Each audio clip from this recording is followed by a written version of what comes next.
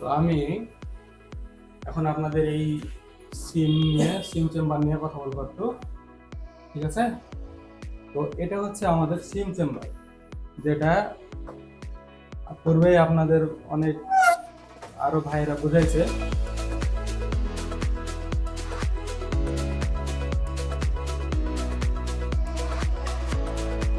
তো আমাদের একটা সিম কানেক্ট করার জন্য প্রথমত আমাদের সিম চেম্বারে 6টি লাইন থাকে।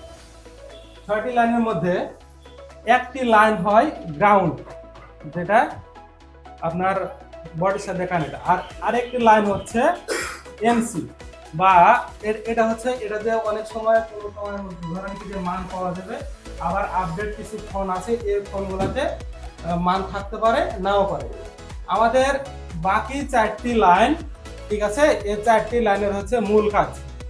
এগুলোর মধ্যে একটি লাইন যেটি আমাদের আপনার পাওয়ার আইসি থেকে 1.8 ভোল্ট থেকে 2.8 ভোল্ট আছে, এবং বাকি 3টি লাইন আমাদের সিপিইউর সাথে কানেক্ট থাকে, যেটি হচ্ছে প্রত্যেকটি লাইন একটি রেজিস্টারের মাধ্যমে সিপিইউর সাথে কানেক্ট থাকে। আমরা যদি এই লাইনগুলো পরিমাপ করি, প্রথমে আমাদের এই সিম কানেক্টরে 250 রিডিং থাকতে হবে ডায়োড মোডে। আমরা যদি এখানে কোনো সময় রিডিং না পাই, তাহলে এই রিডিংটা কোথায় মাপবো? রেজিস্টারগুলোতে। এখন দেখা যাচ্ছে আমার কাছে বিট ম্যাপ বা ডায়াগ্রাম কিছু নাই, তাহলে আমি এই রেজিস্টারটা কিভাবে খুঁজে বের করব? এই রেজিস্টারটা আমরা বিট মোডে যায় এক মিটারের এক প্রান্ত এই কাটাতে, এবং অন্য প্রান্ত আমি যদি এই রেজিস্টারগুলোর এক প্রান্তে দেখি, তাহলে আমাদের বিট মোড দিবে। তাহলে আমরা কিভাবে বুঝতে পারবো যে এই রেজিস্টারটা এই কানেক্টরের সাথে জড়িত? তাহলে আমরা রেজিস্টারের মাপগুলো দেখবো যে আসলে এই রেজিস্টারের মানগুলো সিপিইউ থেকে ঠিক আছে না নাই। যদি না থাকে তাহলে আমাদের সিপিইউ থেকে কোনো সমস্যা হতে পারে। আমাদের এই 3টি লাইন আছে, একটা হচ্ছে যে সিরিয়াল ক্লক, একটা হচ্ছে সিরিয়াল ডাটা, আর আরেকটি হচ্ছে রিসেট। এই লাইনগুলো, এগুলো হচ্ছে প্রোটোকলের লাইন। এই প্রোটোকলের লাইনগুলো সিপিইউ থেকে আপনার সিম কানেক্টরে আছে।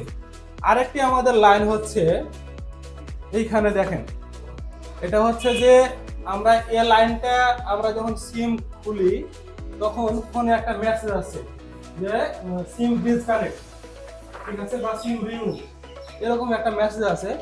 এই লাইনটা যখন আমাদের এটা হচ্ছে গ্রাউন্ড, আর এটা হচ্ছে একটা পজিটিভ লাইন যেটা রেজিস্টারের মাধ্যমে আসে।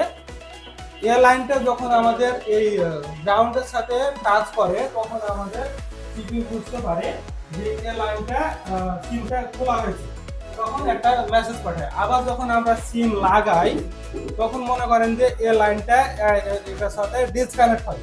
ডিসকানেক্ট হলে আমরা এখানে ধরেন কি যে একটা রিডিং পাবো। কত রিডিং পাবো? 250। আর যদি সিমটা এই লাইনটা কানেক্ট থাকে গ্রাউন্ডের সাথে, তখন আমরা এটা গ্রাউন্ড পাবো, এটাতে কোনো মান পাবো না। তাহলে আমাদের সিম লাগার পরও যদি কোনো সময় দেখা যাচ্ছে যে সিম কানেক্ট হচ্ছে না বা সিম পাচ্ছে না, তখন আমাদেরকে বিশেষ করে এ লাইনটা চেক দিতে হবে যে এ লাইনটার কাজ করছে কিনা, এ লাইনটা ডিসকানেক্ট হচ্ছে কিনা, বা আমাদের এ রেজিস্টারটা ঠিক আছে কিনা।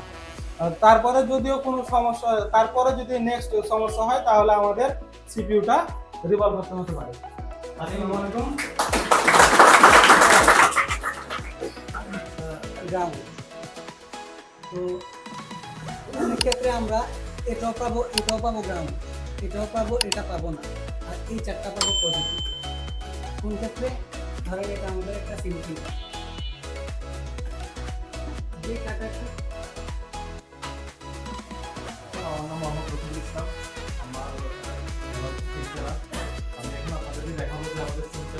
কাজ করে। তো এটা হচ্ছে আমাদের সিম বা সিম চেম্বার যেটা বলে। তো এটা কিভাবে কাজ করে, ঠিক আছে? এটার মধ্যে 6টা পিন থাকে, 1টা 2টা 3টা 4টা 5টা 6টা। এই 6টার মধ্যে একটা থাকবে হচ্ছে গ্রাউন্ড, ঠিক আছে। আর আরেকটা থাকবে হচ্ছে এনসি বা ফলস বল যেটা বলে, তাতে কিছু কিছু সময় কিছু কিছু সেট আমরা রিডিং পাবো, কিছু কিছু সময় আমরা পাবো না, ঠিক আছে। তারপর আরেকটা হবে, আরেকটা লাইনে যদি ক্যাপাসিটরটা যদি শর্ট থাকে সেক্ষেত্রে কিন্তু আমাদের সিমটা আসে না, সেক্ষেত্রে আমাদেরকে ক্যাপাসিটরটা রিপ্লেস করা লাগে। এবং কি আমাদের এখানে যে রেজিস্টার যেটা রয়েছে, রেজিস্টারটা দেখেন যদি 250 এর নিচে 200 পর্যন্ত আসে তাহলে বুঝবো আমাদের লাইনগুলো ওকে আছে, সঠিক আছে।